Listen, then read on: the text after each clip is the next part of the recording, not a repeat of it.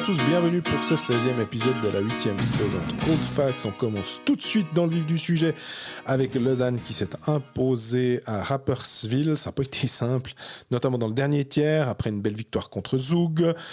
Et Lausanne, pourquoi ? Parce qu'il joue déjà ce soir, mercredi, contre Langnau. On va parler notamment de Kenny Egger. Après, on enchaîne avec Fribourg et Genève, une sorte de multipack, pour parler des deux clubs, puisque les deux équipes s'affrontaient mardi soir. Victoire de Genève 5-2. Fribourg a été bon pendant 40 minutes, Genève a été très bon pendant les 20 dernières, notamment la quatrième ligne avec Verboen et Rod. Et puis après, ce qui nous a fait mousser sur Berne qui fait n'importe quoi. On reste dans le canton de Berne avec Bienne, qui va mieux, 3 victoires, mais on verra que ça peut quand même être assez fragile du côté zélandais. Et on termine avec Ajoie, qui a été bon, victoire 2-0 contre Genève, victoire incroyable à Zurich. Mais alors, il y a eu un peu le reality check avec un 8-0 encaissé mardi soir face au leader Davos dans les Grisons.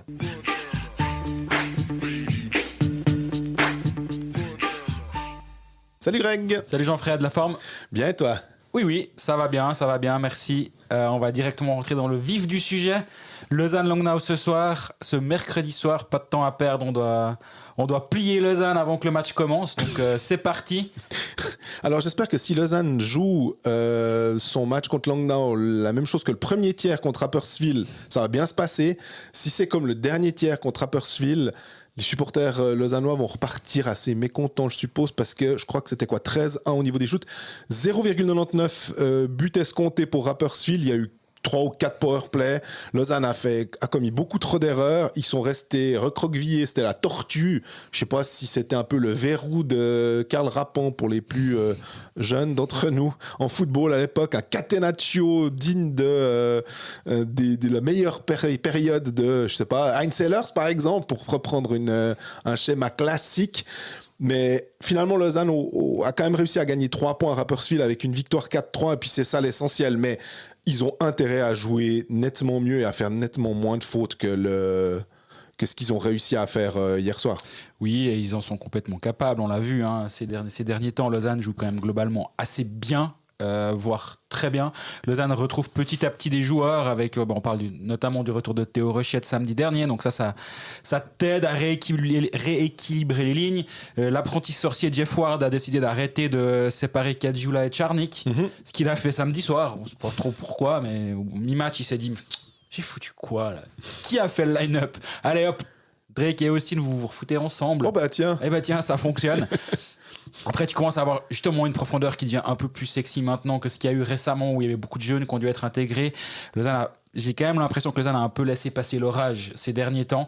Et là, 2 belles victoires à la maison contre Zug. Une belle victoire à Rapperswil quand même, parce que mine de rien, oui, la manière, c'est pas incroyable. Mais au final, tu ramènes 3 à Rapperswil. Les honnêtes parieurs sont contents de ce qui s'est passé ce soir-là, il faut le dire. Et les malhonnêtes. Ma foi, les malhonnêtes, tant pis pour eux. Petite inquiétude sur Damien Ria. J'imagine qu'au moment où vous écouterez cet épisode, il y aura peut-être plus d'infos, vu qu'il y aura le line-up de Lausanne-Langnau tout soudain, ou peut-être qu'il sera déjà sorti, ou peut-être le match sera même déjà passé au moment où vous nous écoutez. Mais Damien Ria qui s'est blessé en fin de match, à voir. Il y a cette petite inquiétude-là. Mais, il a essayé de bloquer un shoot. Exactement, à la toute fin de match. Donc, à voir. Mais moi, je trouve qu'actuellement, le Lausanne HC rassure quand même, malgré cette fin de match compliquée. Moi, je trouve que ce qu'on voit actuellement sur la glace, c'est solide. C'est une équipe qu'on a l'habitude de voir, d'un Lausanne qu'on a l'habitude de voir. Il y a eu ce creux lié, mais on en a suffisamment parlé, justement, à la répétition des matchs, aux blessures, à tous ces facteurs-là mis bout à bout, et peut-être une petite méforme, qui font que, tu as un petit orage qui est passé par là. Du coup, Davos a pris les devants, parce que Lausanne était à la lutte avec Davos. Maintenant, Lausanne est plutôt à la lutte pour la 6e place, le top 6. Mais en gagnant les 2 derniers matchs, de nouveau 7 points par rapport à la 7e place, ça redevient confortable, on va dire ça comme ça. Et maintenant, c'est un back-to-back, entre guillemets, vu que c'est pas en deux, c'est pas aller-retour, mais c'est pas un jour après l'autre, mais quand même, c'est 2 matchs contre Langnau. Langnau qui est quand même un adversaire prenable, surtout à la maison, mais à l'extérieur, même si, voilà, je sais. Il y a Adrien, comment il s'appelle? Barofner, attention. Adrien Barofner, ça c'est plus vieux, ouais. Ouais, non, mais maintenant j'ai plus son... Jérôme. Voilà, lui, il est... Hein, il est en feu là, c'est pas possible.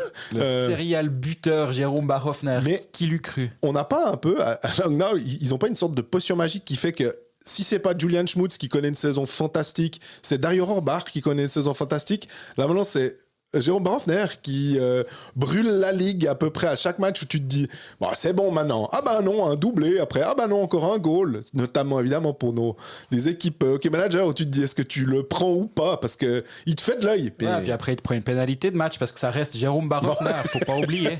23 matchs, 12 points, 7 buts, c'est plus que les 2 dernières saisons. Il avait 4 buts la saison dernière et 2 celle d'avant, donc 6 en 87 matchs. Là il en a 7 en 23 matchs. Ça n'a aucun sens, on va pas se mentir, on va pas parler 2 heures de Jérôme Barhoffner, mais tu parles de potion magique, moi je parlerais plutôt d'alchimie, transformer le plomb en or. Je peux imaginer que c'est une image qui peut fonctionner concernant Jérôme Barhoffner. L'alchimiste Thierry Paterlini. Mais pour Lausanne, il y a aussi la blessure d'Ellner qui est parvenue. On sait qu'il y a toujours Suomela qui... c'était quoi? On visait un peu début d'année, janvier. Exactement, ouais. Voilà. Entre Noël et juste après, ouais. Et tu te dis, vu la situation, ça sert à rien de le rusher, même si il y a beaucoup de matchs encore avant la pause olympique. Mais si... ou plutôt quand Suomela reviendra, est-ce que tu composes ta ligne en admettant évidemment que Ria n'est pas blessé long terme, Oksanen, Suomela, Ria, et puis tu refais à ce moment-là, tu remontes Rochette avec Kajula et Charny qui est à une ligne normalement qui est quasiment une des toutes meilleures de Suisse, quoi. Totalement, t'as un top 6 qui est ultra bon. Jason Fuchs du coup passe en troisième ligne potentiellement. Ken Yeager pourrait à un moment aussi être remis en question, je pense, parce que c'est toujours pas... Mais c'est incroyable, ça. Toujours pas flamboyant, on va dire ça comme ça. Ouais, quelqu'un m'a demandé, je crois que c'était à moi ou à Colfax, je me souviens plus sur Twitter, mais c'est pas le moment de faire l'échange directement Ken Yeager contre Michael Fora. Oui, bien sûr. Bah en fait, le problème d'un échange, si toi tu raptes l'autre, c'est plus un échange, ça s'appelle un vol. Et en fait, tu peux pas aller voler Michael Fora contre Ken Yeager à Davos sans que Davos soit consentant. Donc moi je vois pas trop le truc dans l'absolu. Évidemment sur NHL 25 tu peux tenter de forcer le trade, ça va peut-être marcher, mais là à un moment faut être sérieux, quoi. Et vu comme joue Ken Yeager actuellement, je pense que Davos dit écoutez, nous on envoie 3 tourtes des Grisons en échange. Et à la limite, on vous les livre. On fait pas le frais de port, mais rien de plus. Hein. Les abonnements à la Push Spengler, ça peut être sympa, on sait jamais, mais effectivement. Ça a une vraie valeur. Les 3 tours des Grisons, c'est bon. À part ça, on ironise et on rigole sur Ken Yeager. Quand tu signes ton contrat de 7 ans, parce que c'est quand même ça à la fin...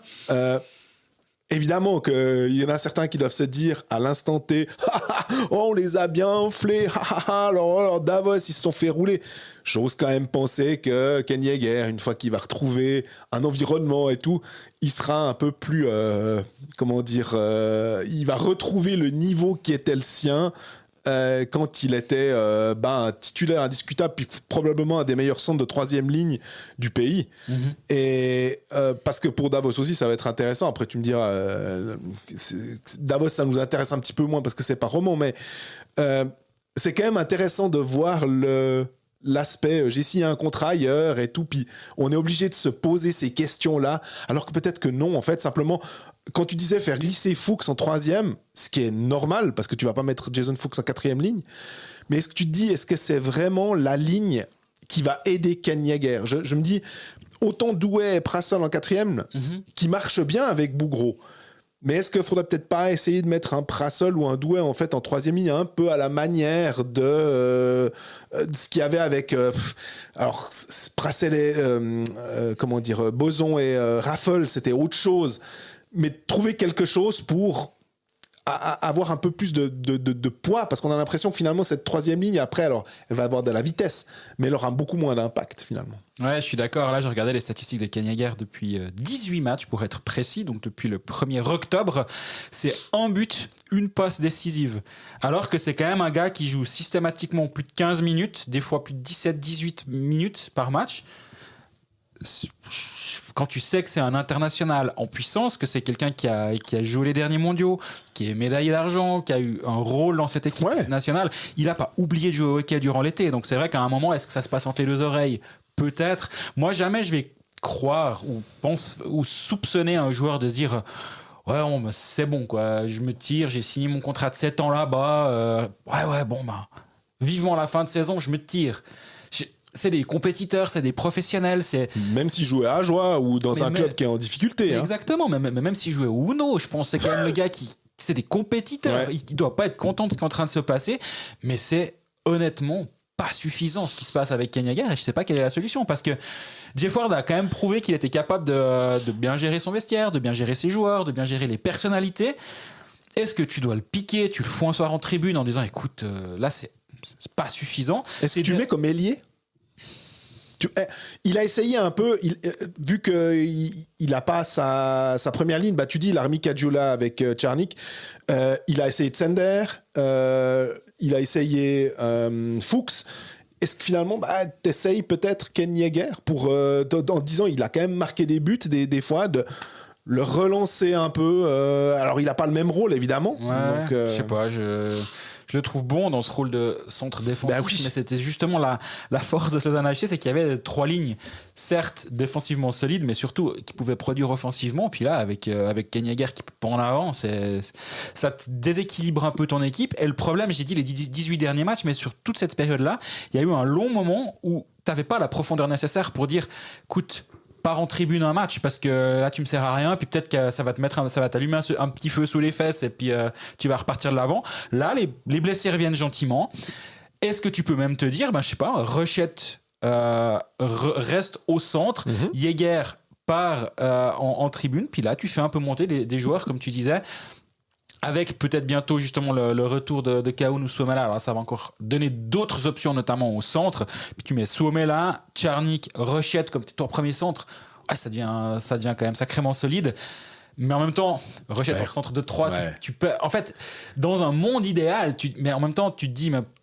je vais gagner sur ma 3, mais je vais peut-être perdre à un autre endroit. Quand tu vois à quel point Rochette est utile offensivement et doué à la finition.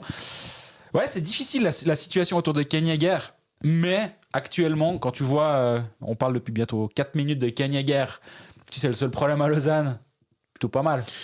Ouais, bien sûr, parce qu'ils ont réussi à sortir ce que tu disais, sortir un peu la tête de l'eau après une passe plus compliquée. Il y a aussi les gardiens qui ont l'air d'aller quand même assez bien finalement, mais est-ce que on peut se dire... Le numéro 1 indiscutable, c'est... Arrêtons de savoir qui est le numéro 1, Jean-Fred. On veut pas savoir. On saura ça au mois de... Le premier match des playoffs. Exactement. D'ici là, je ne veux pas qu'on parle du numéro 1 à Lausanne. Merci. Écoute, je vais pas prendre la voix de Klaus Zaug, mais Klaus Zaug dit que... Alors, j'avoue quand même que on a toujours défendu Klaus Zaug ici, on le défendra toujours, mais parfois... Il y a un peu un côté, allez, j'essaye quelque chose, mais le coup de, un petit échange, puis envoyer Connor Hughes parce que Pache est le héros local et que tu pourras absolument jamais le toucher. J'étais un peu là. Je peux imaginer le transfert d'un gars, mais c'est plutôt la justification qui me posait un peu plus problème. Ouais, surtout que j'ai l'impression que c'est pas comme si Connor Hughes n'était pas apprécié à Lausanne. Il amène quand même, pour sa première saison, il amène Lausanne en finale. C'est lui qui avait été excellent durant les playoffs à un match près, si on se rappelle, où il n'avait pas joué. Mais à part ça, il amène Lausanne en finale, match 7 à Zurich à 60 minutes, voire à 20 minutes du titre, si on veut bien. Je pense que ça va, le lien entre ce joueur, ce gardien en l'occurrence, mais entre Connor Hughes et les Lausannois est pas mauvais. Et l'ultra-romantisme, j'y crois pas trop dans le hockey sur glace. Je vois bien... peut-être avec, si maintenant la question c'était sur un Noah Rudd ou un Julien Sprunger, qui sont là depuis de nombreuses années, qui sont des capitaines en puissance.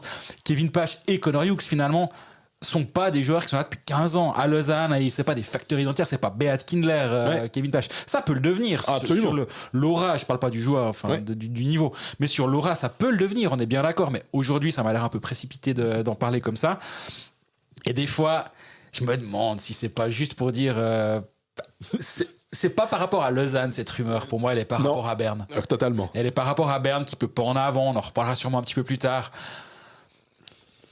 L'aspect monnaie d'échange de Connor Hughes ou Kevin Pache d'ailleurs, je l'entends, je pense qu'au moment où John Foust signe pour le retour de Connor Hughes, il se dit au pire Pache, il reste 2 ans de contrat.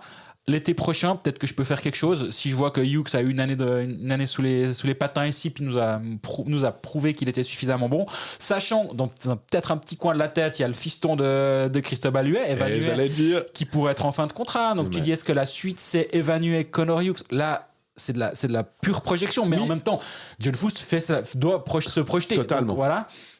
Est-ce qu'à l'été prochain, il se dira, ok, on peut faire quelque chose. Maintenant, commencer à aller faire le roster de Berne et puis dire qui va être échangé de Berne à Lausanne, ça m'a l'air prématuré. Peut-être ça va se faire durant la pause d'équipe nationale et puis on aura l'air malin, on sera pris de court, c'est possible. Moi, j'y crois pas trop, honnêtement. Pareil.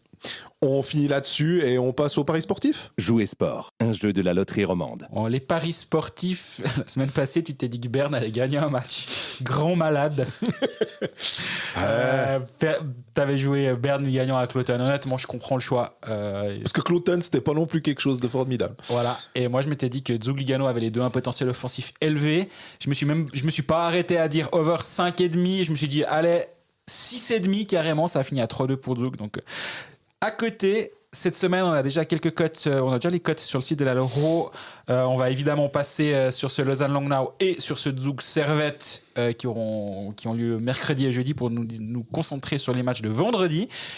Avec un très joli derby tessinois, Lugano-Ambry, Cloton-Ajoie, Davos-Rapperswil, un derby roman Bienne-Fribourg et Berne-Zurich.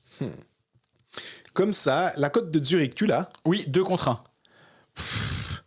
Berne est à 2,55 et le match nul est à 3,70. Zurich qui a battu Ambry Piotta, qui est pas non plus... c'est pas la machine, c'est pour ça. En prolongation, hein. Ouais. Donc ça aurait été un match nul, selon la Loro, enfin sur un bookmaker, c'est match nul. Donc... Mais il y a ça qui me fait de l'œil. Et honnêtement, vu comme Cloton joue, alors Ajoie, c'est peut-être pas la meilleure des... Ajoie est à 3,75 à Cloton. D'ailleurs, je tiens à présenter officiellement mes excuses à tout le peuple ajoulot. La semaine passée, j'ai ironisé sur le fait de mettre 10 francs sur Ajoie qui gagne à Zurich. C'est perdre 10 francs.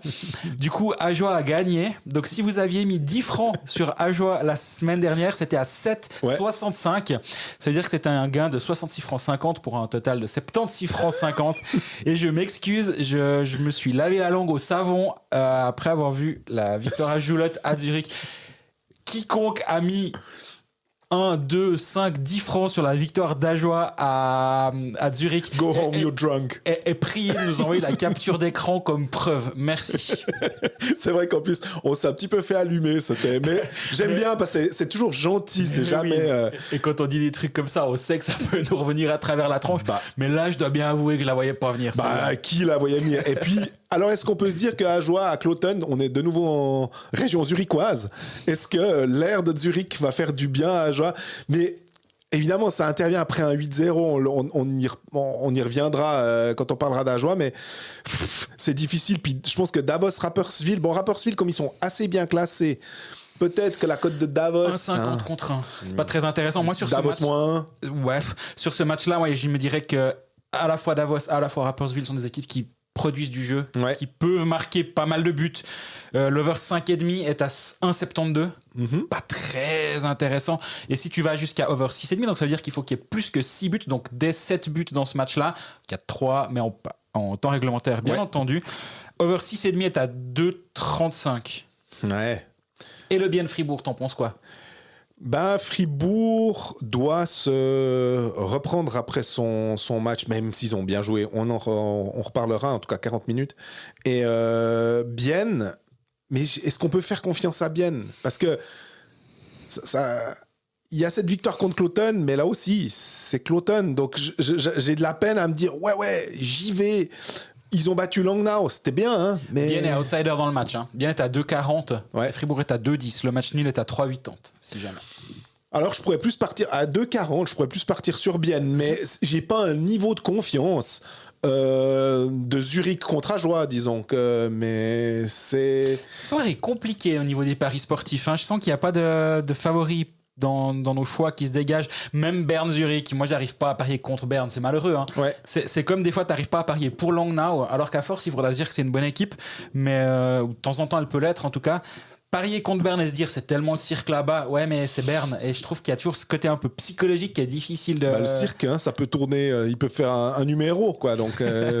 Mais donc on va voir sur nos réseaux sociaux vendredi matin pour savoir quels seront nos choix. Jouer sport, un jeu de la loterie romande. On passe à Fribourg-Gotteron, on veut juste aussi revenir parce qu'on s'est dit, il y avait eu une action qui concernera aussi un petit peu les Lausannois, évidemment. Hein. Ouais, pas grand monde en a parlé depuis qu'elle a eu lieu, donc on s'est dit qu'il fallait qu'on rajoute une couche parce que je pense qu'il n'y a pas encore eu tous les avis possibles et imaginables, donc on a aussi le droit de donner notre avis sur cette séquence.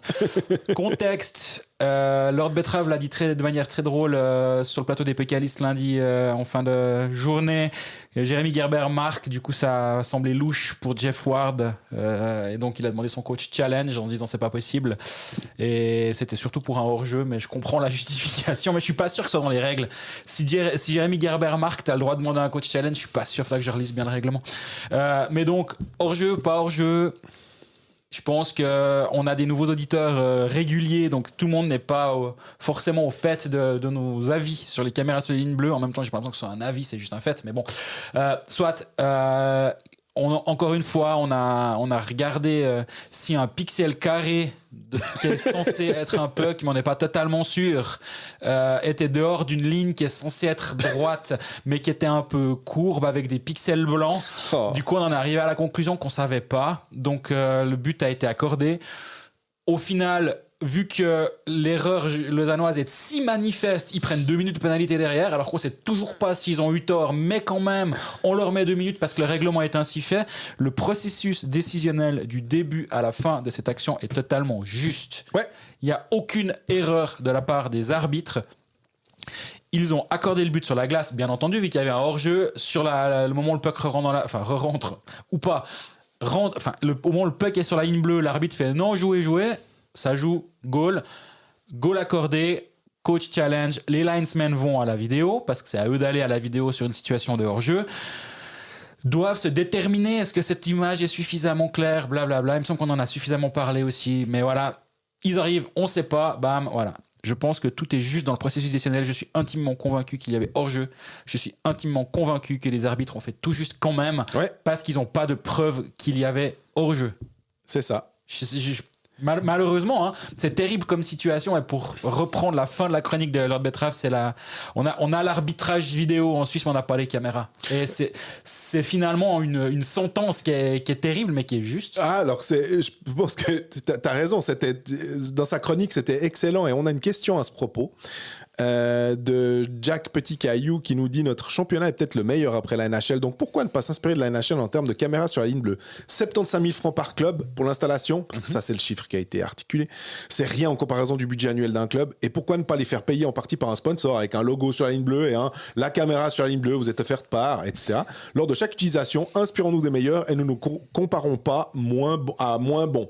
Et j'aime beaucoup ce truc, enfin, c'est pas notre cheval de bataille, parce que sinon on aurait un haras avec tous les chevaux qu'on a dans le hockey suisse pour changer cette ligue pain fromage, mais ça fait mal au sac, sérieusement, de se dire que si c'est pour 75 000 francs par club, parce que Denis Vaucher va toujours se retrancher, et il est dans une position assez simple, en disant: ah mais moi c'est pas moi je suis d'accord, mais les clubs. Alors il est pas d'accord, mais il dit que c'est pas lui qui décide. Voilà.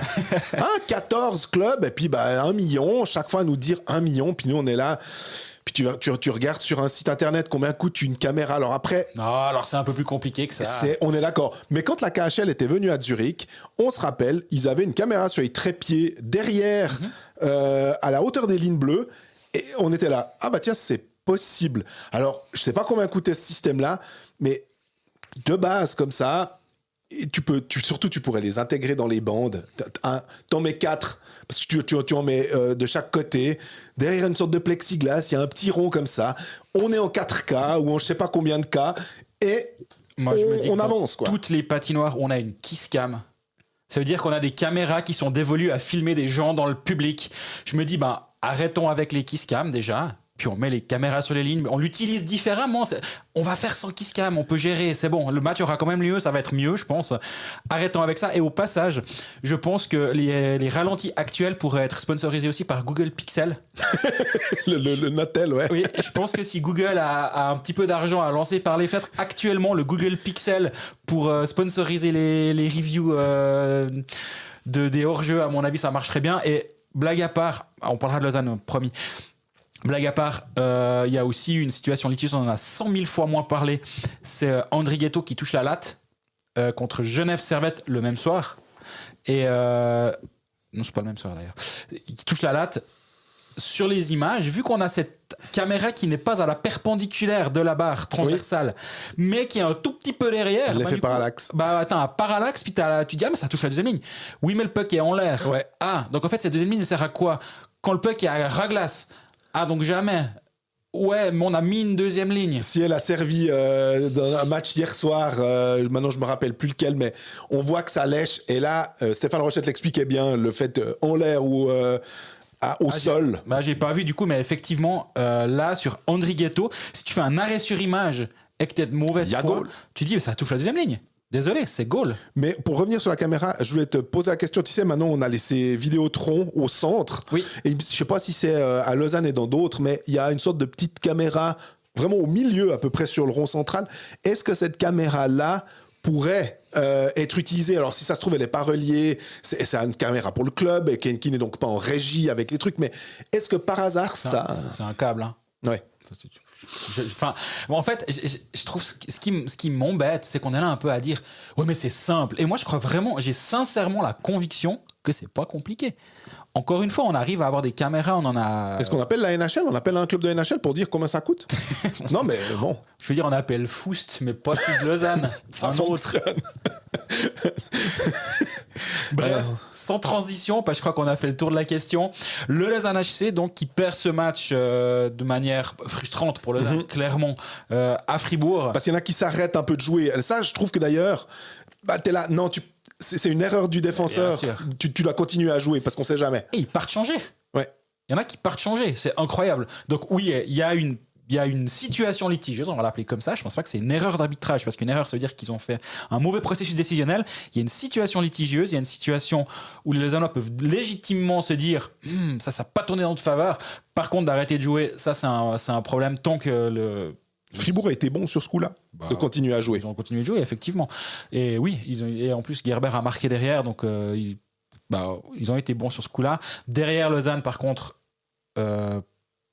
a su se relever, on va dire. Et maintenant, on passe à le deuxième problème de la caméra. J'allais y venir.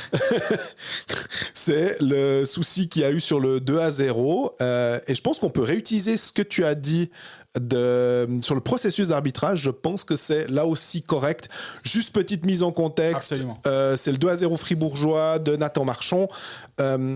Stéphane Charlin bouge sa cage. Et derrière, Julien Sprunger a le puck sur la palette. Il le transmet à Nathan Marchand qui tire. La cage est déplacée, mais Nathan Marchand arrive quand même à attraper le poteau, si je ne dis pas de bêtises.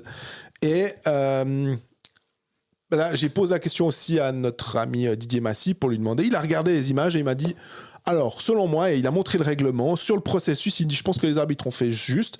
Et si les arbitres n'avaient pas fait juste, il aurait dit, ah, c'est dommage, ils ont peut-être fait une erreur, donc pas de souci. Et que le goal doit être accordé parce que l'intention, il allait tirer dedans et visiblement, il aurait pu marquer.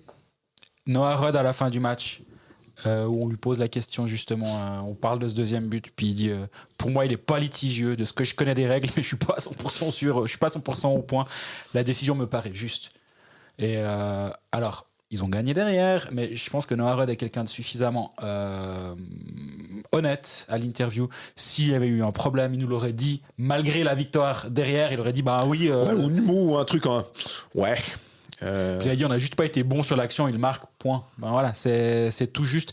Et je pense que effectivement là aussi la décision est juste. Genève a été excellent, Genève a été bon en fin de match. Charlin a été excellent. C'est Charlin, moi je voulais utiliser le terme excellent. Charlin a été excellent. Tout le match. tout le match. Genève est pas encore capable de jouer 60 minutes sur le même niveau, mais aussi parce que Fribourg fait un gros match. Je te propose qu'on parle des deux équipes un peu sur ce match-là, vu qu'on était les deux présents. Mais Fribourg fait un tout gros match, mais Genève, surtout la fin de match, c'est hyper efficace, c'est solide. Et défensivement, ils ont été bons. Et Charlin a volé le but au moment où il fallait. Quand il y a 2-0, Schmitt qui se joue un défenseur, tire à bout portant. Arrêt, bloc, il y a 2 Fribourgeois qui sont là au rebond. Donc s'il y a le moindre rebond, c'est goal. On peut se poser la question, est-ce que Schmitt doit passer à sa gauche? En même temps, il a déjà prouvé que c'était un vrai buteur. Il a la ligne de shoot. S'il tente la passe et qu'elle n'arrive pas, on reproche assez souvent à Fribourg-Gotteron de faire l'extra passe à chaque fois. Ouais. Là, je pense que c'est le bon jeu. Malheureusement, pour Fribourg-Gotteron, Schmitt fait le bon jeu, mais voilà, Schmitt a marqué, Charlin l'a arrêté pour reprendre une vieille image du football. J'avoue que sur l'extra passe, je trouve que ça se voit des fois sur le power play parce qu'ils ont une telle facilité entre Sorensen qui cherche Borgström. Alors en plus, il n'y a pas Wallmark et ça, c'est aussi un petit souci pour Fribourg quand même. Je ne sais pas si on peut parler de fragilité, mais il était déjà absent la saison passée, donc là tout d'un coup il a mis du temps à revenir, il est revenu, on s'est dit enfin Roger Rönnberg, un peu l'article, peut compter sur son effectif au complet, et puis tout d'un coup hop, t'as l'impression que dès qu'on écrit ça, il faut qu'il y en ait qui il y a Biasca qui avait l'équipe de Suisse. Et il est malade, puis après il est blessé, puis ça pose toujours des problèmes. Normalement, Gerd Senioza nous a dit avant le match qu'il devrait être de retour pour les matchs du week-end. Il espérait le voir vendredi, ce qui est plutôt bien. Ce qui fait que Delarose glisse en première ligne. Quand même malgré ça, comme tu dis, Fribourg fait, je dirais, 30 minutes excellentes. Parce qu'il se laisse quand même un peu abuser sur le goal de Noah Roth, sur l'ouverture du score, qui a totalement galvanisé Genève à ce qu'on a pu entendre. Le powerplay n'a pas réussi à Fribourgeois à faire tourner le match. Et peut-être Berchi a eu plusieurs occasions aussi qui s'est créé tout seul. Et il n'y a pas à gueuler sur le fait qu'il n'a pas réussi à finir parce que pour récupérer le puck, pour créer tout ça, il fait un super travail. Il lui manque juste un tout petit truc, et aussi parce que Charlin était excellent. Et c'est un tout petit peu dommage, mais finalement Fribourg, à part le fait de se dire le dernier tiers, on a été pas bon, on doit jouer 60 minutes, c'était quand même loin d'être catastrophique. C'était du bon Gotteron pendant 40 minutes. Hein. Oui. Non, c'était du tout bon Gotteron pendant 40 minutes. Mais voilà, t'as un match qui peut tourner d'un côté comme de l'autre. Ce soir-là, il a tourné en faveur de Genève, alors que tout semblait tourner contre Genève, justement. Et finalement, ça c'est parti dans l'autre sens.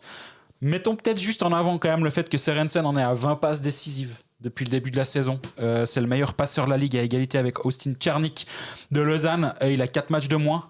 Il a 23 matchs, 20 passes décisives, ce qui est monstrueux. Si tu vois que l'année passée, il avait 21 passes décisives en 45 matchs, donc le double. Et là, il a déjà quasi le même nombre d'assists. Par contre, alors, au niveau des buts, c'est pas la même rigolade. Il était à 31 l'année d'avant, 22 l'année passée et 4 actuellement. Donc on en a quand même un Marcus Sørensen qui est moins efficace. Par contre, au niveau de la création, il est vraiment, vraiment impressionnant, je trouve. Et là, on a vu, on en a parlé, ils ont donc recréé à Lugano la ligne Schmitt, Wallmark, Sørensen. C'était Delarose contre Genève, mais c'est quand même l'idée maintenant, visiblement à Fribourg, c'est de repartir sur cette triplette qui avait été excellente l'année dernière. Pour le match contre Genève, donc Borgström a glissé au centre, Dort à l'aile, Berchi sur l'autre aile. Dort qui retrouve un rôle un tout petit peu plus en vue, en tout cas sur ce début de match. Ça a évolué durant la soirée, mais ça reste du bricolage quand même en termes d'alignement pour la force des choses. Hein. Après, tu me diras, avec un coach suédois, de bricoler. Le bricolage, ouais. Ça va parce que tu me lances. J'ose te poser la question qu'on vient de recevoir. Bien sûr. De Dorian. Salut l'équipe Colfax. Tout d'abord, merci pour ce que vous faites et analyse au top. D'ailleurs, toujours les petites piques qui me font bien rigoler. C'était pour ça que ça m'a fait penser à ça. On parle beaucoup de l'apport des étrangers dans les équipes, mais il me semble qu'un joueur est passé sous le radar de tout le monde depuis le début de la saison. Borgström à Fribourg, quelle pive. Heureusement qu'il a Sørensen pour lui livrer des caviars, sinon néant total, aucun apport positif sur la glace, pas de motivation, patine en avant autant vite qu'en arrière et perd tous les pucks. À débattre, Dorian. Bon, alors là, il y a le débat est clair, en tout cas concernant Dorian. Merci pour la question, Dorian. Patine aussi vite en avant qu'en arrière. Alors, s'il patine très vite en arrière, peut-être que ça va. Mais surtout, moi, je me disais, je trouvais qu'il était pas si mal que ça, Borgström, mais c'est... En fait, Borgström, il est frustrant comme joueur parce qu'il est tout le temps, il fait tout le temps presque juste.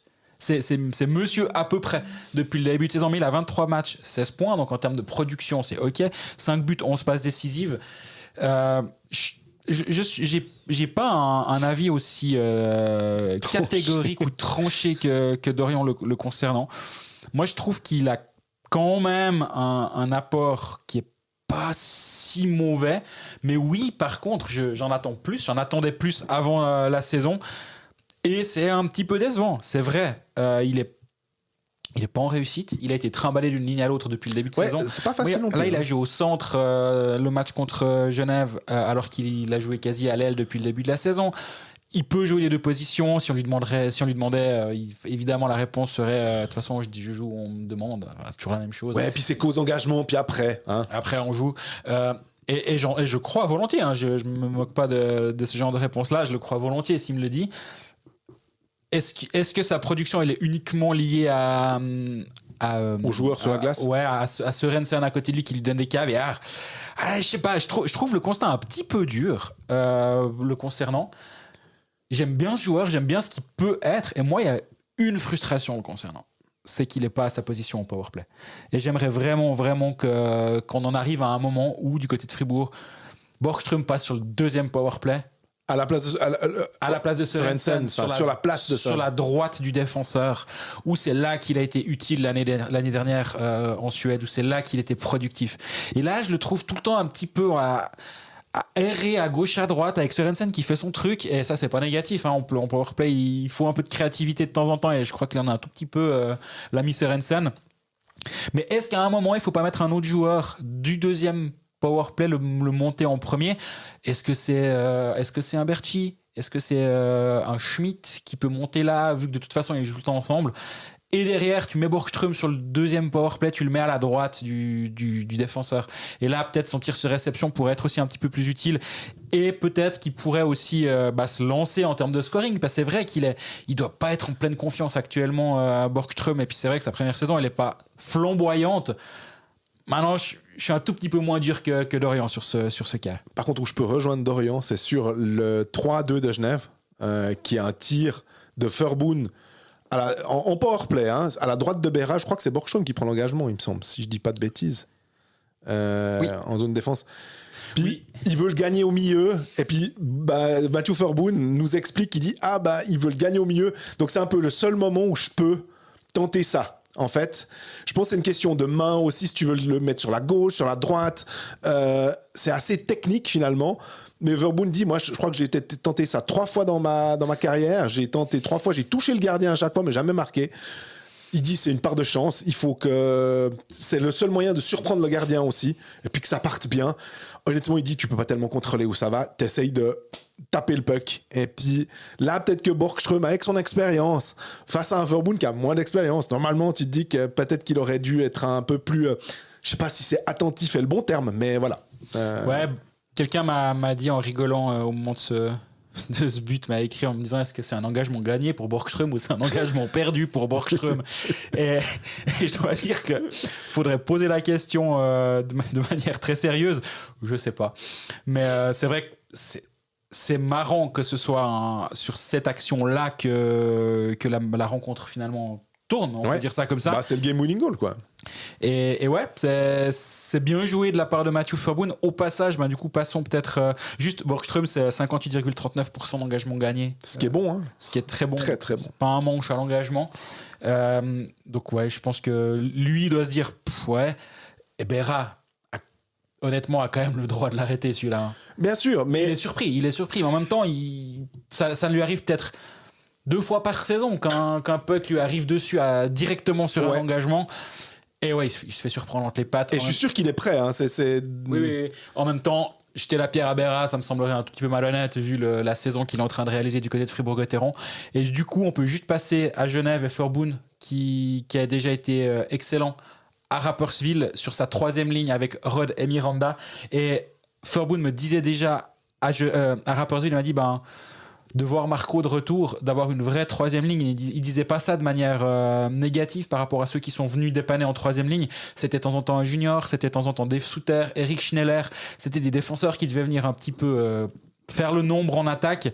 Quand t'as un vrai ailier de formation, de métier, Miranda, il est très décevant offensivement. Par contre, c'est un joueur qui est fiable. C'est un joueur qui peut être mis à cette troisième ligne-là et quatrième ligne-là et bon.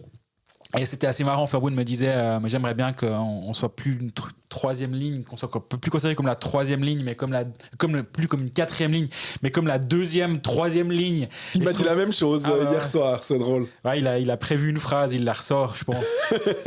Là, il disait voir mieux. Enfin, que c'est pas que le terme était péjoratif de quatrième ligne, mais après. Honnêtement, si tu regardes Miranda, qui a joué en équipe de Suisse, championnat du monde, Rod, il n'y a même pas besoin de le présenter, et Verboen, c'est une jolie ligne, peu importe où tu le veux la placer. Mais on va dire une ligne à tendance défensive, ou en tout cas à tendance empêchée de jouer en rond. Elle est très intéressante sur le papier. Après, il faut voir. Verboen disait qu'il était aussi un moment avec Ischier, mais comme Ischier était blessé, ça a forcé peut-être Peltonen à rebrasser ses cartes. Et ça a donné cette ligne-là qui est sur 4 des 5 buts, les 4 premiers. Et on disait aussi souvent que Zurich, Lausanne qui va en finale, Zug un temps, les quatrièmes lignes sont tellement importantes si tu veux aller loin. Et parce que c'est ça qui finalement, quand les premières lignes s'annulent, ce secondary scoring qui doit t'amener quelque chose, Genève, là, a peut-être trouvé quelque chose, surtout que Genève, on était à se dire, c'est beaucoup la ligne des Finlandais. Je sais plus si tu l'avais verbalisé en disant, il y a la première ligne, puis après on attend qu'il y ait les gars qui tournent. Quand est-ce qu'elle revient, la première ligne, pour qu'on puisse un peu voir quelque chose? Ouais, c'est vraiment ça, c'était vraiment ça. Ouais. Sans diminuer le travail d'un Boson qui marque des buts, sans diminuer le travail d'un Vézi qui est aussi assez bon, mais c'était plutôt dans, je pense, le côté... pas créatif, mais la masse de jeu, en fait, qui était créée. Ouais, puis attends qu'il y ait une cinquième ligne, Richard, Ischier, Akesson, qui débarque, puis là, Peltonen va commencer à devoir faire des choix. Alors, t'as jamais tous tes joueurs en santé simultanément, surtout que t'as un Richard, c'est une commotion, donc ça peut durer un moment. Ischier, c'est toujours un peu compliqué au niveau de la santé. Akesson, c'est compliqué niveau formalité administrative. Là, c'est Berneray en l'occurrence, parce que c'est pas du côté de Genève que ça se passe, mais c'est plutôt du côté de Berne que ça prend du temps. Maintenant, je veux pas faire... le grand spécialiste des formalités administratives pour obtenir son passeport. Moi, je l'ai obtenu assez tôt dans ma vie quand même. Mais par contre, quand tu te souviens le merdier autour de Marc-Antoine Pouliot, de croire que ça va se faire aussi vite, c'est des fois être un petit peu, pas naïf, mais optimiste, disons. Mais toujours est-il qu'en l'état, cette équipe de Genève, elle est quand même intéressante. Petite nouvelle quand même, ou gros, j'en sais rien. Tyler Beck quitte Genève pour rejoindre Novosibirsk. Il était envoyé en Sibérie après ses 5 matchs ici, c'est quand même pas reluisant, mais c'est d'où il vient, donc peut-être qu'il sait... Pas d'où il vient, c'est un Canadien, mais... Certes, mais il avait joué 3 saisons là-bas, donc il sait où il met les pieds. Alors, on va pas minimiser le joueur qu'il aurait pu être à Genève, sur le papier, on entend que il avait une grosse production offensive en Russie. Voilà, Greff a pas pris, tout simplement. Il va laisser aucun souvenir à Genève. Je pense que tout le monde l'a déjà oublié. Et Genève va donc être sur le marché aussi, en plus de Fribourg et Lausanne en ce qui concerne les romans, pour chercher un attaquant productif, ce qu'il n'y a pas. Donc, c'est intéressant cette nouvelle. J'ai demandé à Margauchi justement si il a lâché Beck parce qu'il avait déjà le prochain dans le pipeline. Il m'a dit pas du tout. Il m'a dit que je cherche. Oui, c'est vrai, ça peut se faire très vite comme pas. Mais par contre, il y avait maintenant l'offre pour s'en débarrasser. Il avait un contrat de 2 ans. Là, ils l'ont lâché. Je peux imaginer que ça n'a pas coûté grand-chose à Genève, cette histoire. Je n'ai pas les chiffres. Mais j'ai l'impression que si c'est empressé de le lâcher, il a dit tant pis. Damage control. Hein, c'est un petit peu ça. Et Genève a quand même toujours 6 étrangers valides sur la glace actuellement. Il y avait une petite inquiétude pour Jan Ruta, mais il était sur la glace contre Fribourg. Donc... les 6 étrangers sont en santé, les attaquants fonctionnent bien. Je comprends le choix. Disons, il n'y avait pas de place pour Tyler Beck dans cette équipe. Et à part ça, rendons à Greg, hein, te rendons à ce que tu disais en début de saison, t'étais quand même pas vendu au choix de Tyler Beck. Ouais, ce qu'on m'en dit quand même, malgré tout, est-ce qu'il va pouvoir s'adapter en termes de, je crois surtout de vitesse de jeu et le fait est que non, en fait, ça n'a pas. Tu l'as répété à longueur de podcast qu'il était souvent là sur les matchs où Genève a totalement disparu, les 11-0, les 8-0 et tout, mais au-delà de ça, tu pourrais quand même te dire, ouais, bon, on a quand même vu quelque chose. C'est pas parce qu'il était sur ce match-là que... mais non, il y avait vraiment très, très peu. Et des fois, on est très gentil avec le travail des GM, hein, en disant aussi, oui, mais c'est compliqué. Ben là, on peut dire que l'erreur de casting de Mark Gauchi, elle est claire. Là, il s'est trompé. La chance de Mark Gauchi, c'est que comme c'est sur un joueur étranger, bah, il peut réparer son erreur si tout d'un coup, il se trouve le prochain arrive à juste être assez bon. On aura totalement oublié Taylor Beck. On s'en rappellera une fois dire, ah mais oui, c'est vrai, il avait fait ses 5 matchs, lui. Parce qu'il... Mais on doit quand même... Et quel match ? Et quel match, voilà. Mais on doit quand même le mettre dans la colonne des moins pour juger du travail d'un GM, mais qui a cette chance de pouvoir avoir des cartouches supplémentaires pour réparer ses erreurs, alors que c'est quand même moins facile de le faire avec des joueurs suisses. Ouais, exactement. Et donc pour terminer cette partie fribourgo-genevoise, on va dire ça comme ça, on peut dire que Genève va jouer un match décalé jeudi soir à Zug. Si les routes le permettent, si j'arrive à prendre la route pour là-bas, je serai présent dans la... J'allais dire la Bossart Arena, mais le Oim Center, oui, ça s'appelle maintenant. Exactement. Ça, du côté de Zug. Mais Genève, après, qui joue samedi, qui reçoit Davos. Ça peut être un joli match, en tout cas. Davos qui joue. Et puis Gotteron, un bon vieux derby des Zeringen. Après avoir joué contre Bienne vendredi, c'est un week-end bernois pour Fribourg, puisque la réception de Berne samedi, qui ne saute pas est un sale bernois, pour reprendre les termes des supporters fribourgeois qui le chantent très très souvent. Donc ça va être chaud, et ça nous permettra de parler aussi, pourquoi pas, de Berne dans la section qui vient.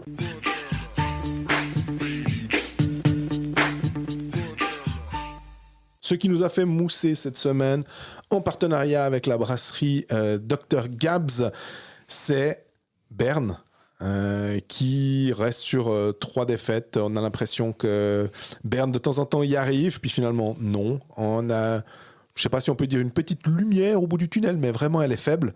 Et puis derrière, ça passe pas. C'est assez impressionnant de voir, on le mentionnait avec l'article de Klaus Saug, comme il aime bien taper des fois sur sa victime préférée, en l'occurrence le CP Berne, qui, malgré le changement d'entraîneur, n'avance pas. Et je pense pas que c'est la pierre est à jeter à Heinz Seller, c'est juste que ce qu'il a à disposition, et pourtant on avait l'impression qu'il y avait des bons étrangers, mais Altonen fait n'importe quoi. Bergström, qu'on imaginait gros comme une maison, c'est pas aussi flamboyant que ça. Non. Et que là, je sais pas si la seule un peu vision chouette, c'est le Full qui est revenu et puis qui joue assez bien, quoi. 1,04 points par match pour le CP Berne depuis le début de la saison à mi-championnat. Mes amis et collègues du Blick alémanique sont remontés jusqu'au tout début de la fondation du CP Berne pour calculer les moyennes de points par match, en extrapolant, en mettant les victoires à 3 points, oui. Vu qu'avant, pour les plus anciens, ils s'en souviennent, et les plus jeunes ne le savent peut-être pas, mais la victoire était à 2 points avant, et elle a été augmentée à 3 points au début des années 2000. 2005-2006 pour être précis, ils ont fait le travail correctement, mais en extrapolant donc les victoires à 3 points, c'est remonter jusqu'à la saison 69-70 pour retrouver un Berne plus mauvais que 1,04 points par match. C'est 1,00 points par match cette saison-là. À cette époque-là, le CP Berne était relégué. Lors de sa relégation de 83, Berne avait 1,26 points par match, mais avait été relégué en fin de saison. Sous Tapola, c'est 0,89 points par match. C'est beaucoup mieux avec Heinz Sellers, avec 1,07 points par match. Pour l'instant, j'ai encore pas le texte. Il est pas corrigé le texte. Ils ont mis 1,7 Punkten. Et moi, j'ai l'impression que si ils vont devoir corriger, ils nous mettent Punkt comme Roland Gay et ses points et son point au Il lui manque des le S. pronostics des Puckalistes. Le Punkten, c'est pour un petit peu plus tard. J'imagine. Hein, je sais pas comment ça se passe en allemand, mais j'ai quand même l'impression. Et d'ailleurs, je me suis fait reprendre sur une fois. J'ai voulu faire une blague en allemand et on m'a dit ouais, c'est juste, mais pas tout à fait. Le Zugpferd, hein, Pferd schneller et pas Gate, et c'est tout à fait juste. Ceci dit, Bern est une équipe en perdition et on a eu effectivement, comme tu l'as dit, un moment où tu te dis ils ont 4 victoires en 6 matchs. Ouais, ça va un petit peu dans la même direction. Tu commences à lire ça et là des calculs. S'ils veulent remonter top 6, il va falloir faire une moyenne de points, de je sais pas quoi. Et là, bim, 3 défaites de suite. Bern est maintenant en train de gentiment lâcher, hein, parce que le play-in, donc c'est la 10e place, est à 7 points déjà. Et les vacances directes, c'est-à-dire en terminant 11e ou 12e et en évitant le play-out contre Ajoie en l'occurrence, il y a 4 points. Un match en moins certes, mais il y a 4 points avec Cloton et Ambry en ligne de mire. Pour l'instant, il n'y a rien qui va à Berne et j'ai l'impression qu'on l'a quand même dit quelques fois, même si on avait l'impression qu'il y avait un nouveau trend qui avait été en train de se lancer. Dans les bureaux, ça repart dans tous les sens. Il y a un nouveau directeur sportif qui est complètement inconnu, qui est sous les ordres de Martin Plus, qui est lui-même sous les ordres de Marc Lutti, qui est lui-même sous les ordres de on ne sait pas qui, peut-être personne, mais il y a un conseil d'administration qui donne quand même son avis, même s'il n'a rien à dire. Et c'est vraiment... C'est ordre contre ordre, désordre. J'ai l'impression que c'est ce qui stigmatise le mieux finalement ce CP Bern. Et en plus, alors ils n'ont pas de chance avec le fait que Baumgartner se soit blessé à long terme. Mais bon, si on en venait à dire oui, mais Baumgartner, c'est pas l'excuse, disons, pour expliquer cette saison catastrophique du CP Bern. C'est quand même le deuxième meilleur compteur avec 12 points en 21 matchs. Le meilleur compteur, et on pourra finir là-dessus, Valtteri Merelle avec 13 points en 21 matchs. C'est hallucinant.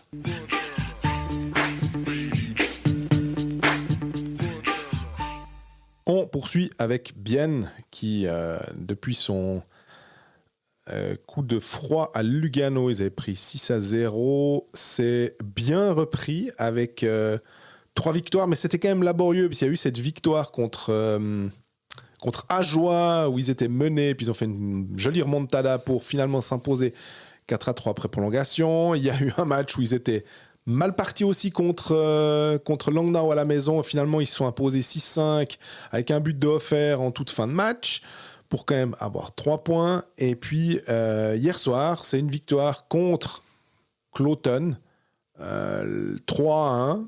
Et ça fait 3 victoires, mine de rien. Donc, on parlait de Berne qui va pas bien. À un moment, Bienne était 13e. On se disait... Et finalement, à Bienne, je ne sais pas si c'est la période noire est derrière eux, mais ça va un peu mieux. Puis, ils ont effectivement ce Fabio Offer qui, en ce moment, va bien, en tout cas, et d'autres. On a Elias Anderson qui remarque un but. C'est... assez positif, quoi. Ouais, Bienne qui a gagné 3 matchs avec Linus Ulström sur la glace. Ça coïncide avec son retour. Il n'était pas présent lors du 6-0 à Lugano. Je ne suis pas en train de dire que Ulström fait toute la différence, mais par contre, j'ai quand même l'impression que Laaksonen commence à être gentiment, mais sûrement mis dans un coin. Et il n'a pas joué les derniers matchs. Il a joué à Ajoie et les 2 derniers, il n'était pas sur la glace. Bienne s'est imposé à chaque fois. Ulström a joué 24 minutes 32, 24 minutes 04, donc il prend un grand rôle, et c'est ce qu'on disait depuis le début de saison concernant Bienne, c'est l'arrivée de Dionisio qui était inattendu pour eux au début de saison. Change un petit peu, rebrasse les cartes, on va dire ça comme ça pour le HC Bienne. Dionisio qui a joué 17 minutes contre Cloton, 12 contre Langnau, 14, 22, 19. Il a vraiment un rôle de défenseur suisse important. Cloton, Blessing joue 18 minutes, 14 le match d'avant, 12, 17, 14. Donc là aussi, Niklas Blessing à 19 ans qui prend un vrai rôle dans cette équipe. Donc si tu ajoutes l'éclosion de Blessing, le retour de Dionisio, la présence habituelle d'un Grossman, des défenseurs habituels de cette équipe-là, il y a une place, il y a un joueur de trop dans cette équipe. Et je me demande si le marché n'est pas en train de se... de bouger autour d'Oskari Laaksonen. J'ai pas encore d'informations là autour, ça va peut-être gentiment commencer à bruisser ou pas, on verra. Mais si un joueur doit s'en aller actuellement, et peut-être que lui aussi est content de se dire, je sais pas, est-ce que c'était vraiment la bonne solution de venir ici? Rappelons qu'il débarque de Luleå. Luleå, il était champion l'année passée, et il est arrivé ici à Bienne en début de saison, 16 matchs, 4 passes décisives, 0 but. Je le préférais presque à Ullström. Donc tu disais avant pour Beck, oui. Le pressentiment avait été assez bon. Sur le cas de Laaksonen Ullström, je pense que là je suis moins juste et c'est pas très grave, on accepte, ça fait partie du jeu quand on donne son avis sur un peu tout.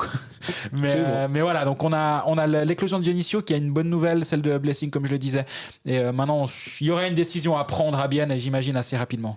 Mais ce qui est fou, hein, on parlait de Berne et on disait Valtteri Merelle avec ses 13 points est le meilleur compteur de Berne. Pour donner une idée, avec 13 points à Bienne, c'est Salinen qui se retrouve 7e compteur. Ouais. Non mais c'est affolant. Rodwin Dionisio serait meilleur compteur du CP Berne avec 2 buts et 13 passes décisives. Dionisio a autant de passes décisives que le meilleur compteur du CP Berne, c'est incroyable. Et c'est aussi on a Salinen qui va un petit peu mieux. Alors c'est sur vraiment l'échantillon, c'est sur 2 matchs là où ça marche bien. Hofer aussi a marqué 6 points je crois sur les 2 derniers matchs. Mais Hofer en est à 25 points.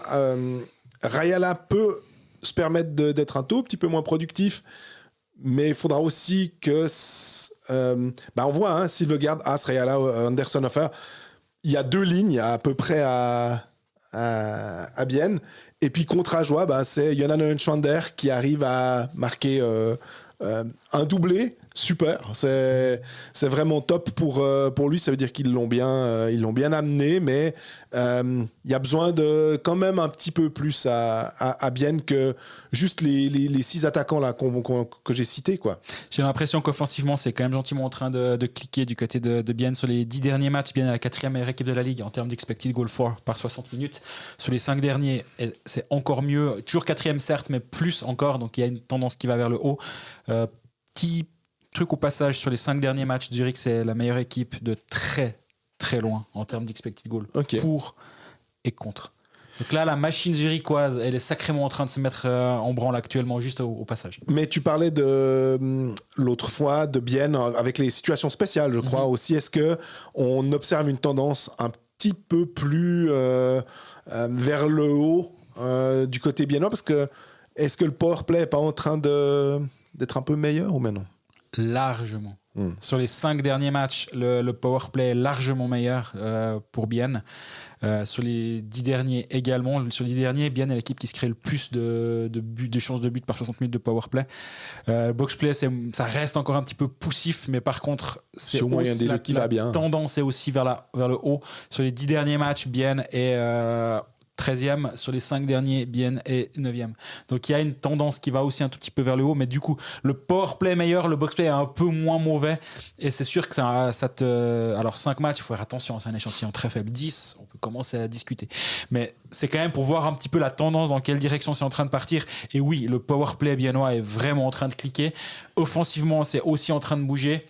Et Ullström produit. Est-ce que Ullström va aussi avoir ce rôle maintenant définitif, de ne pas être in and out du line-up, mais d'être un membre à part entière de l'équipe, et on sait qu'il est tous les soirs sur la glace et tous les soirs il a ses 24 minutes, peut-être que ça va l'aider lui aussi à entrer dans un rythme, ce qu'il n'a peut-être pas vraiment pu depuis le début de la saison.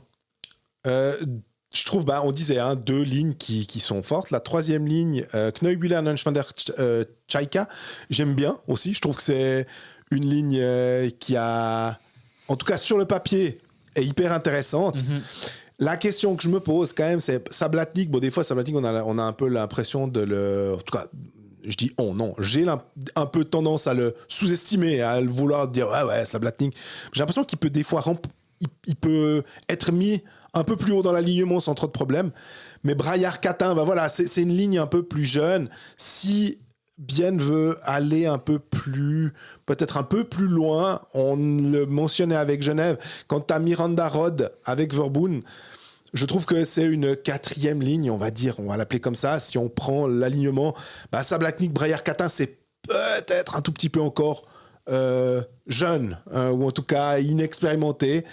C'est bien, ça leur permet de grandir, mais il manque peut-être un tout petit peu de qualité sur la dernière ligne pour espérer aller peut-être dans le top 6. C'est pour ça qu'on les voyait hors du top 6 et plutôt se battre pour le play-in. Ouais, ils sont là finalement où on les attendait pour l'instant. Quand ils étaient 13e sur 14, il y a pile une semaine, hein, c'était peut-être un petit peu moins ce qu'on attendait d'eux. Après, il manque Müller. Oui, Nicolas Müller, c'est juste. Nicolas Müller qui est absent.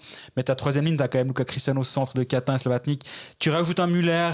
Là, Jérémy Berthier était surnuméraire pour ce dernier match. Donc là aussi, c'est un joueur qui a quand même tendance à être habituellement dans l'alignement.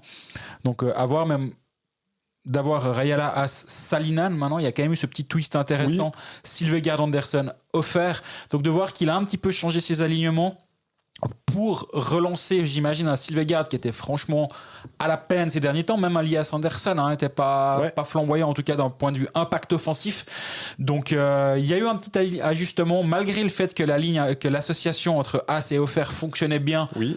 Philander a quand même décidé de changer quelque chose qui marchait. Et c'est des fois osé, et là en l'occurrence ça a bien fonctionné. Donc aussi avoir l'évolution du line-up du HCBN, mais c'est vrai qu'en l'état, le principal problème que je vois concernant Bien, c'est que l'écart est quand même là maintenant. En fait, avec la 6e place, il y a 8 points. Et le problème, c'est qu'il y a 8 points avec la 6e place, mais devant toi, tu as Zurich et Zug. Et j'ai l'impression que si tu veux monter dans le top 6, ça veut dire qu'il faut passer Zurich et Zug. Ça m'a l'air compliqué.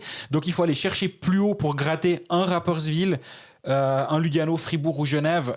Et là, ça devient vraiment, vraiment loin. Donc, je pense que Ben va déjà devoir cravacher pour être 7 ou 8.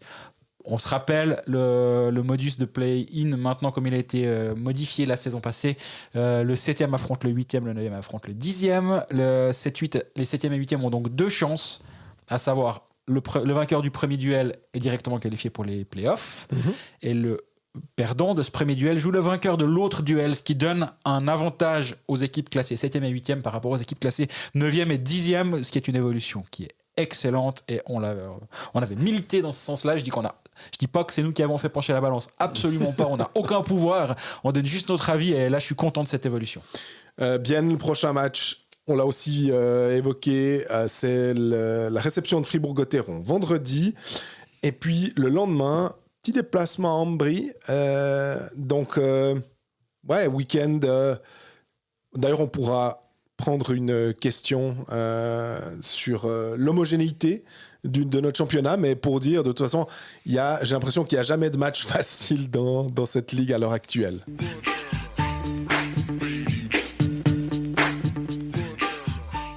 On peut terminer cet épisode avec Ajoie, mais je parlais d'homogénéité, ça permet de reprendre une question qu'on avait reçue pour l'épisode précédent de Dad Belette, une question d'une portée certainement trop grande, mais j'essaye. Quelles seraient les explications, selon vous, de cette grande homogénéité au niveau du classement, en parenthèse, excepté Davos et Ajoie? C'est drôle, parce que c'était justement le match de hier soir.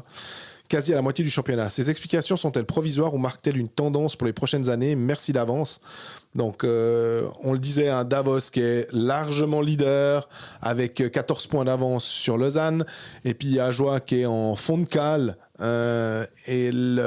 S'il devait y avoir une hagiographie du championnat, le 8-0 entre Davos et Ajoie pourrait être typiquement le match pour expliquer la grande différence, mais cette tendance-là, avec Ajoie qui a battu Zurich chez lui, avec Davos qui est aussi, malgré tout maintenant, je ne vais pas dire rentrer dans le rang, mais ils sont quand même, malgré suite à 0, des fois capables aussi d'être moins sur leur nuage.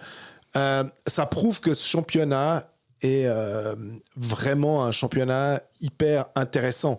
On l'avait noté, il y a de la bagarre pour les lignes, enfin pour les 2 barres entre la 6e où il y a 8 équipes à l'heure actuelle, on va dire, qui se bagarrent, ou peut-être si on enlève Davos en partant du principe qu'ils sont déjà sûrs d'être dans le top 6, c'est 7 équipes qui se bagarrent pour ces 5 places restantes. Et puis, il y a 4 ou 5 équipes qui se bagarrent pour les places du play-in pour la 10e. Et c'est franchement, en tant que suiveur et journaliste de ce championnat, c'est hyper intéressant. Je trouve que de ne pas pouvoir dire c'est bon, c'est Zug, je sais pas, Langnau, c'est bon, c'est Zug qui va gagner, ou bien c'est Langnau, Zurich, c'est bon, Zurich va gagner. Non, ça, on se fait toujours avoir. Ça, on fait pas. Mais peu importe finalement, et surtout, il y a des équipes qui allaient pas bien au début, puis qui sont revenues, qui sont à un niveau où on s'attendait, il aura fallu du temps pour arriver à ce niveau-là. Je pense à un Lugano notamment, ou même Genève, on se disait, est-ce que ça va passer ? On n'est pas forcément convaincu par le projet de jeu de Peltonen par rapport à Trey, mais force est de constater que Genève est dans le bon wagon pour l'instant. Donc c'est hyper intéressant, mais comment expliquer cette homogénéité ? C'est les 6 étrangers, le fait qu'on peut trouver... C'est l'instauration du salary cap dans cette National League qui a aidé, tu vois. On avait dit... L'instauration du salary cap, ce serait pour Ajoie le truc qui serait bien, je pense. Non, alors c'est dur à dire, dans le sens où j'ai l'impression que globalement, on avait l'impression qu'Ajoie allait augmenter le niveau cette année. Je pense qu'ils ont augmenté le niveau. Mais le problème, c'est que j'ai l'impression que toute la ligue a augmenté à mesure, voire presque un poil plus vite que le HCA.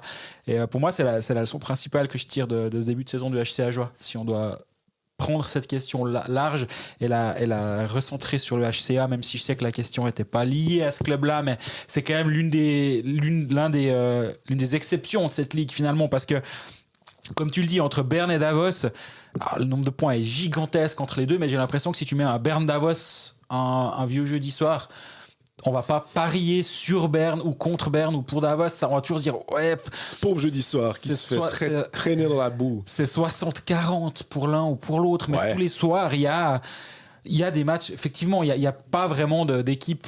Lausanne-Langnau de ce soir, par exemple, est-ce que c'est 80-20 ? Je suis pas sûr. 1,55 la cote pour Lausanne, parce que j'ai mes yeux dessus avant le match. J'hésiterais peut-être à appeler mon banquier, mais non. Regardez au fond de mon porte-monnaie. Mais oui, c'est vrai qu'il y a une homogénéité qui est plus grande. Maintenant, est-ce qu'il faut la voir avec l'augmentation du niveau des étrangers dans le sens où maintenant on a 6 étrangers dans toutes les équipes. Donc, on a un premier power play dans toutes les équipes qui va être composé de joueurs internationaux. Ouais. Les Finlandais, les Suédois, les Américains, les Canadiens, peu importe. Mais donc, auparavant, quand tu n'avais que 4 étrangers, tu avais déjà des power play qui pouvaient avoir des différences. Alors certes, les 2, 3, 4 joueurs qui étaient là tout le temps étaient bons, mais derrière tu te retrouvais directement avec des Suisses à mettre sur la glace. Et donc si t'es Langnau ou si t'es Zurich, le Suisse que tu vas mettre en premier sur la glace avec tes étrangers, il a déjà un autre niveau. Donc là t'as peut-être déjà un upgrade et donc un Langnau peut avoir, et je prends Langnau parce que c'est l'équipe qu'on peut citer comme équipe type dite de bas de tableau, commence à avoir un powerplay des étrangers. Ils ont signé Jonathan Dahlan pour l'année prochaine. On ne se rend pas vraiment compte, mais Jonathan Dahlan l'année prochaine, c'est énorme comme signature. Et il va à Langnau. Et c'est un joueur qui fait la différence. Et donc, les petits clubs, entre guillemets, ont peut-être fait un saut de qualité. Et donc, le top 6, là aussi, s'en retrouve bonifié. Parce qu'il se retrouve avec 4 ou 5 attaquants internationaux. Alors qu'avant, si tu avais, 2 défenseurs étrangers et 2 attaquants étrangers, sur ta première ligne, tu avais déjà ton meilleur Suisse et après, tu avais une deuxième ligne 100% suisse. Là, tu as une deuxième ligne où tu peux quasiment avoir que des étrangers dessus. Donc, finalement, ça équilibre le niveau et après, la différence, on va faire sur ligne 3 et 4. Et peut-être que justement, les lignes 1 et 2 vont plus s'équilibrer qu'auparavant. Je sais pas, c'est en réfléchissant comme ça, je peux y voir ça comme une des raisons en tout cas. Moi, le seul truc que je veux dire, c'est que tu disais avec 4, c'est les Suisses, forcément, tu mets certains Suisses qui sont peut-être un peu moins bons. Là, on peut aussi dire qu'avec 6 étrangers, si tu as Andrietto Malgin, finalement, tu réfléchis même pas de savoir. Tu les poses déjà sur la feuille alors qu'ils sont suisses. Si tu as Théo Rochette, tu le poses déjà sur la feuille alors qu'il est suisse. Et alors que, on va dire, sur un autre club, c'est plutôt mettons d'abord nos étrangers, puis on regarde lequel, s'il y en a un qui est blessé, quel Suisse on peut peut-être mettre pour que ça dérègle pas trop l'histoire.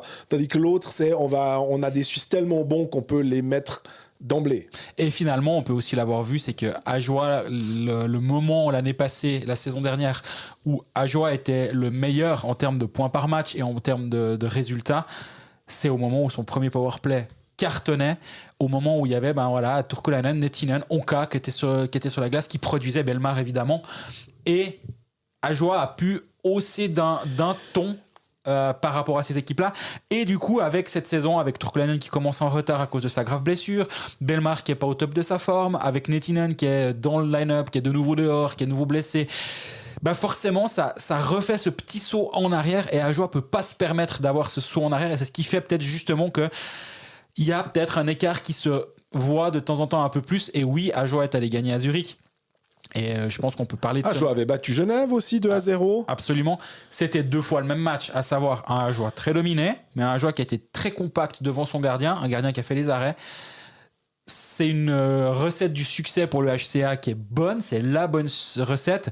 Par contre, quand tu te retrouves à Davos où ça va dans tous les sens et que rapidement il y a 1-0, rapidement il y a 2-0, tu me diras, il y a 2-0 pour Zurich, je sais.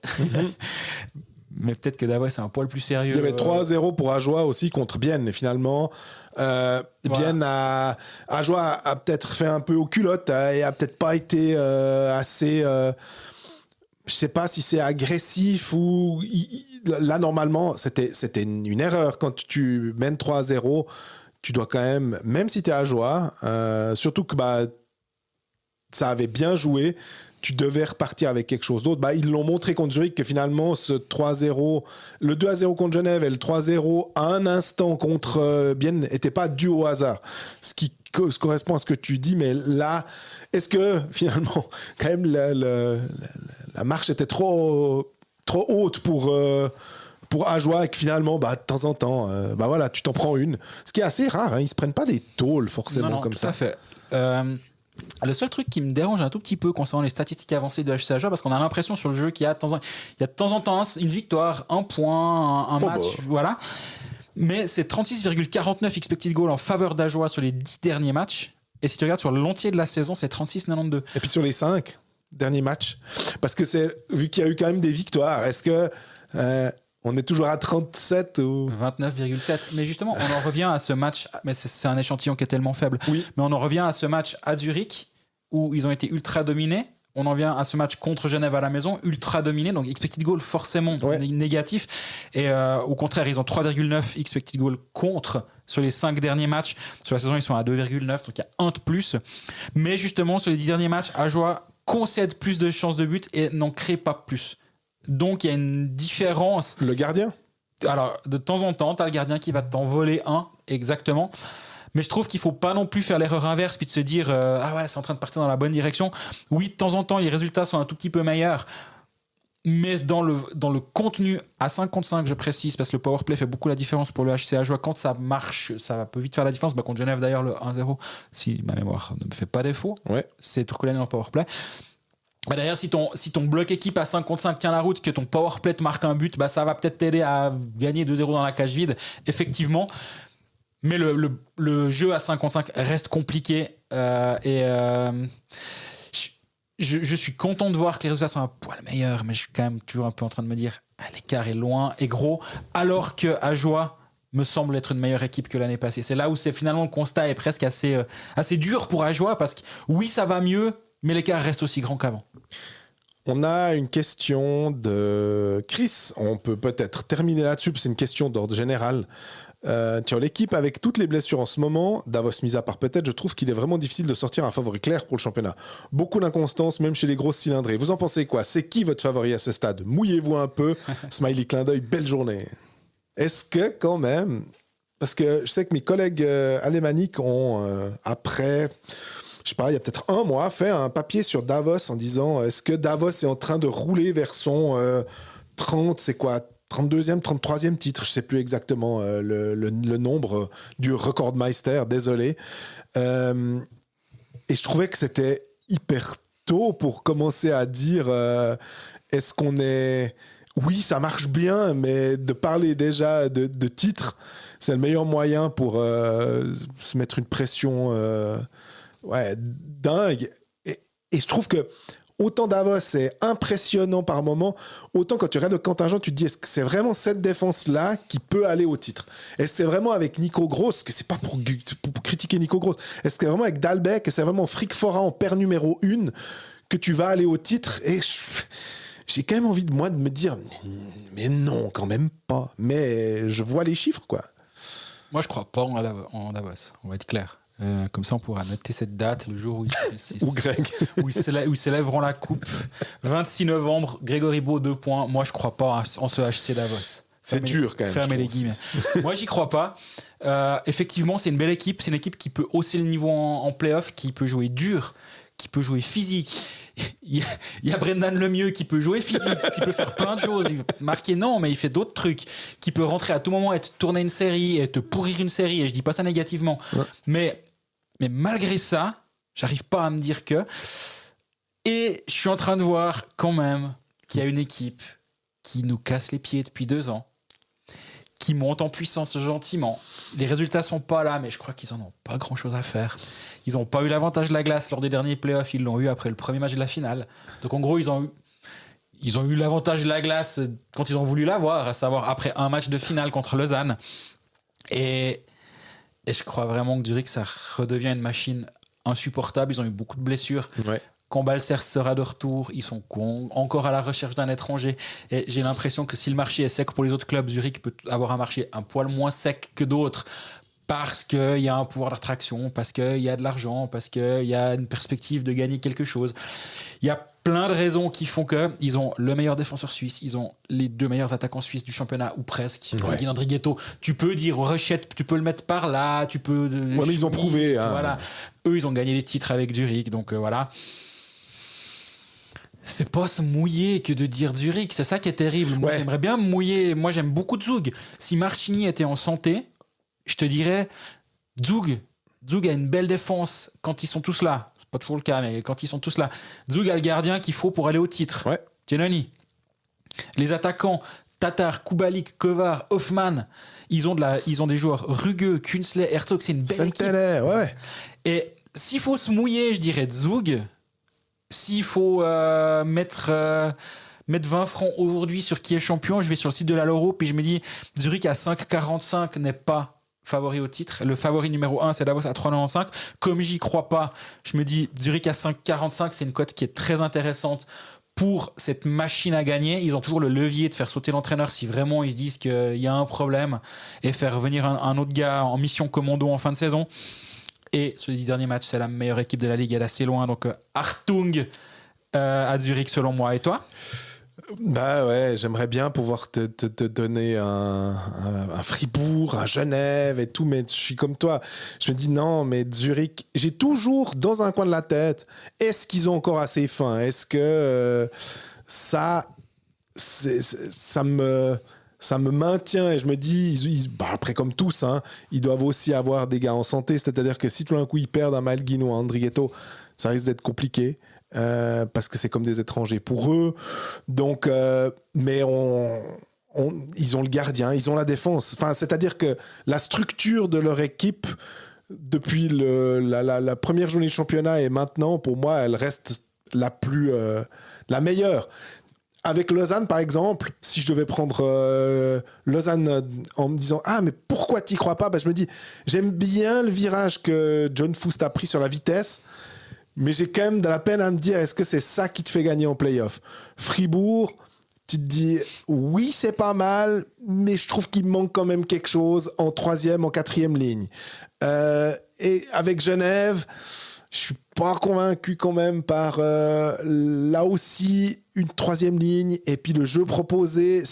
Donc, Zurich me plaît, mais... C'est malheureux, il nous dit de nous mouiller, puis on arrive à les deux à dire c'est celui qui vient de gagner 2 fois, qui va encore gagner. Ouais, mais qui est 8e à l'heure actuelle. Ouais, et qui... Je suis d'accord. Mais ouais, c'est 8e à égalité de points avec le 6e, et ils sont sur une bonne tendance.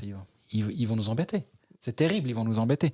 Par contre, ça peut être assez rapidement intéressant de voir les match-up en play-off, parce que mine de rien, Zurich a 7 points de retard sur Lausanne actuellement. Lausanne a des matchs en plus, on est d'accord, mais quand même, tu peux vite avoir un premier tour. Je dis pas forcément que ce sera Lausanne, on est bien d'accord, parce que Zurich va remonter selon moi, mais tu peux finir 3 ou 4e de la saison régulière, puis te retrouver avec Zurich en quart de finale.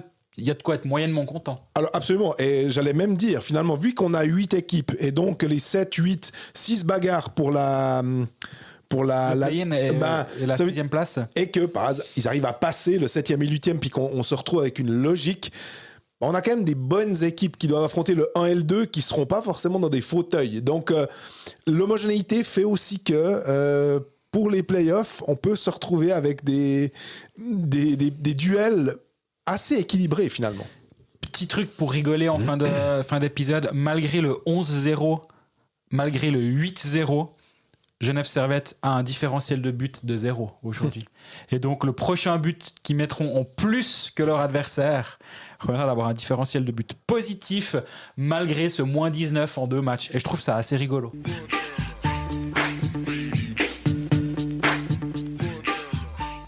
On est au terme de cet épisode 16 de la 8e saison de Colfax. Merci à tous pour votre fidélité. J'ai croisé quelques personnes en marge du match Fribourg-Genève. C'était un plaisir de discuter un petit peu avec vous. On va peut-être se revoir ces prochains jours sur les différentes patinoires. Je suis présent à Bienne, à Zug. Il faudrait bientôt faire des affiches de tournée, tu sais, comme les grands groupes. Complet. En tout cas, c'est toujours un plaisir d'échanger quelques minutes ou quelques secondes, de juste dire bonjour, c'est toujours sympa. On est toujours disponible sur les réseaux sociaux pour récupérer vos questions, les thésauriser, aller sortir comme bon nous semble. On en a pris quelques-unes aujourd'hui, on en a encore quelques-unes sous le coude. Bravo à Loïc Maurer qui a remporté le maillot de Théo Rochette dans notre concours. Exactement, il est le sort l'a élu, il va le recevoir soit en main propre, soit par la poste. On verra comment on va gérer ça au mieux, mais ça va être géré tout soudain. Bravo Loïc et merci à toutes les personnes qui ont participé. Peut-être la prochaine fois, vous aurez un peu plus de chance. Ça va sûrement se réitérer. Donc, présent sur Facebook, Twitter, Instagram. Abonnez-vous sur Spotify ou écoutez-nous sur YouTube, SoundCloud, Apple Podcast, où vous voulez. Et d'ici la semaine prochaine, bon match et portez-vous bien. À bientôt.